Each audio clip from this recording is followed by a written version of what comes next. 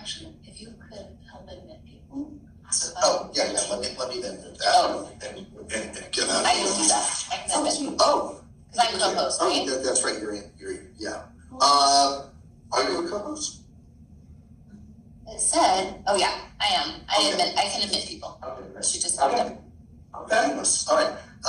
Once again, I'm still Sean Dorn, professor here at Mary Lou Fulton College for Teaching and Learning Innovation. We have a couple of presentations by Julian Sherman and Jack Fredericks.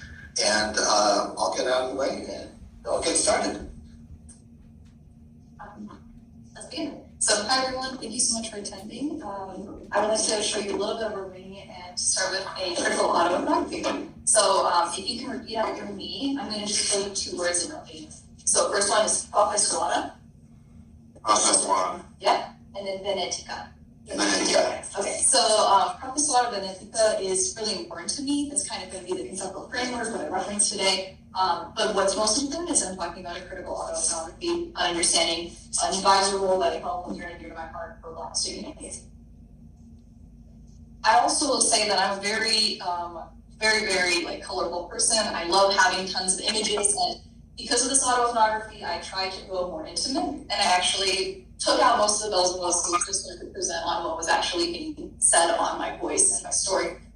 Not all of this is actually my story to share. So there'll be references to my family, references to BSU members, and so I'm just saying my interpretation and sharing research questions with you. This is a slight overview of what we'll do today, knowing that it will be brief, and happy to go on and elaborate on more of these topics.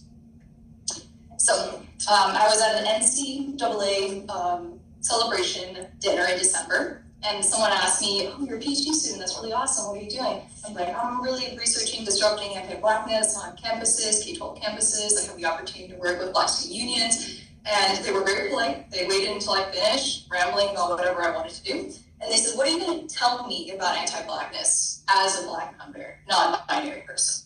And I was like, that sounds totally valid. Right. And they said immediately, what are you going to tell me? And that was the introduction to kind of what this is about. What are you going to tell me about anti-Blackness that I don't already embody, know, and exist and understand?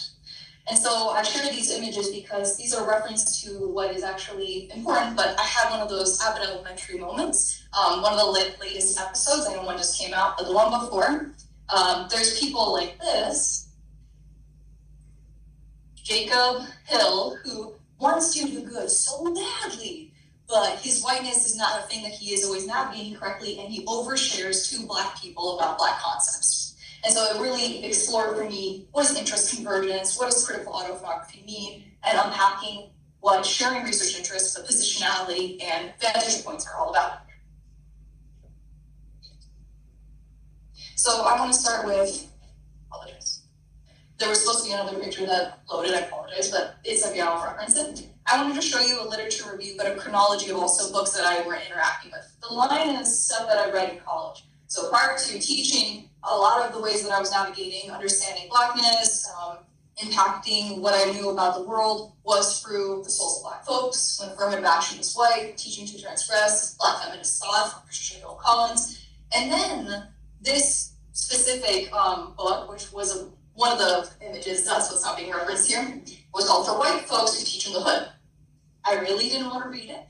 I was really upset with the title because where I taught, I don't think that's called the hood. I think there's something really problematic with that. And also, even white folks saying the word ghetto, not even understanding really the ramifications of that. But I share this to say that that was one of the first times I was paying attention to critical whiteness studies, understanding whiteness, unpacking whiteness, and in the understanding of blackness. So I bring this because when I read this book, which was kind of towards the end of my first year as a teacher, as a BSU advisor, I just paid attention that I'm still here.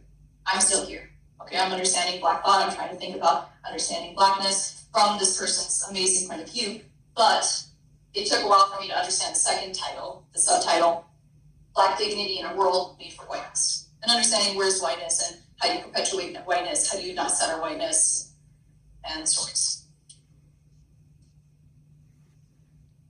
So these are the research questions during my critical autoethnography.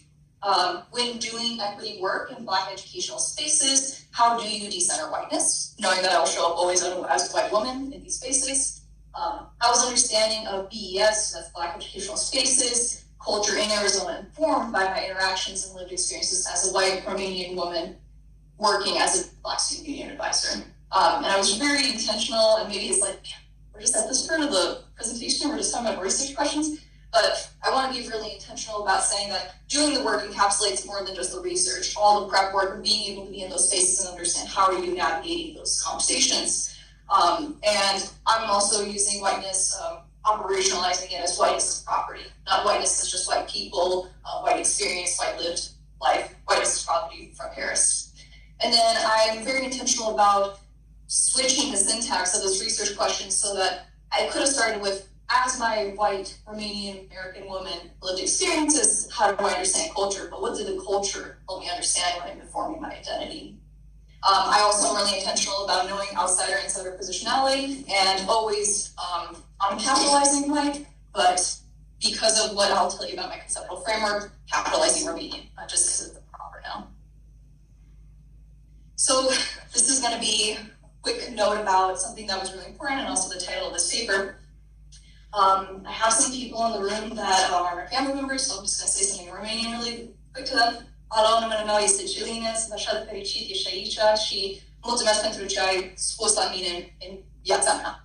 I just said, thank you so much for being here. I love you. My name is Celina. They already know that, they raised me. But I want to tell you now a little bit about why Profesora Benedica is actually a little bit derogatory.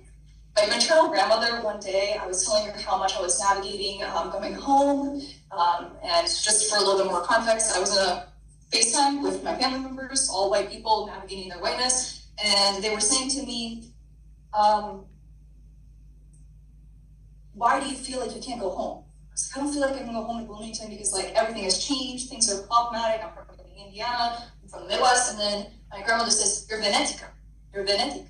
And my aunt was also on the call and she said, oh my God, did you understand that? I was like, I don't know what that word is. No one said that to me when I was 5. So she's like, oh, don't look it up, don't look it up. And Venetica is kind of this, I asked my grandmother for some of these definitions, but it's like, you are there when you want to be there. It's seen as someone you can't trust because they're so new, alien, foreign. My grandmother's saying that like, if you had to guess something that's the opposite or antonym would be Hoosier, because that's Indiana natives call it Hoosier. I've never seen myself as a Hoosier, but foreign. And so now I'm starting to use something that is like, I have to be well known in space. I'm seen as an educator, but then I'm also navigating this. As I started learning the definitions, as I started unpacking that, I was like, I've never felt like welcomed in spaces. I've never felt like actually involved in spaces, and that's going back to being first generation American. I've always seen a citizenship connection, or being the only one in my family that has birthright citizenship, I never feel truly a sense of belonging. And so I use that as reflexivity and a framework to understand what do I do when I actually enter spaces that I know I might not be ever needed in or respected in. And so this framework has been a lot of what I've been thinking about critical whiteness studies. And my grandmother, she was kind of giving me a hard time because we were kind of having just this bickerment about whiteness and whiteness. So I'm looking at critical whiteness studies and then autoethnography, using the tenets of Matthias and Boucher, and then using the ethnography's principles and methods. And I'm using journal entries, reflections, photographs.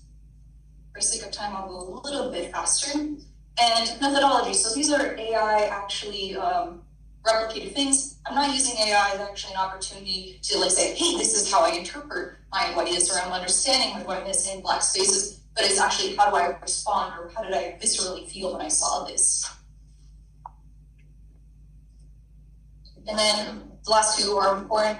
So transferring of power from understanding that there were not that many Black educators on the campus to eventually taking up the role as the ASU advisor with really challenging, scary, and as white emotionality attached to it. But there's a need for like using these experiences, and this is kind of what my findings are, talking about these two story points, and knowing that what does it mean to stay in BSU, and then also what does it mean when you have some of those interactions around your identity development. I have a picture here of the first year I was teaching, and then this one was literally a photo of a BSU member taking a picture of me in point 5 on a bus ride back home this weekend. To keep it short, I want to say that there are some conclusions that I'm still writing this paper and thinking about, but the criticality that's needed for whiteness studies is so that as you heard me in interpreting who I am and understanding that this all comes at understanding that you need to center Black and brown lived experiences for critical whiteness studies to actually be valid and important.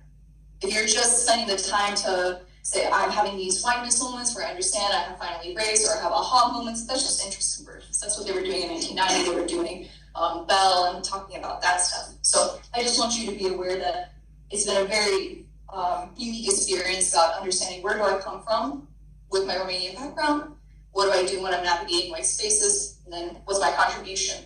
But in the pursuit of coalition building, we need to interrogate positionality statements without a doubt. We need to make sure that we know where people's vantage points, but not at the expense of not doing the equity work to begin. So that's me. If you have any questions, I'm happy to connect. This is my digital friend. I'm gonna do this. Actually, let me not mess around with this. I'll just do this. So if you want to stay contact with me, if you want to use hi, hello, that's me. Thank you.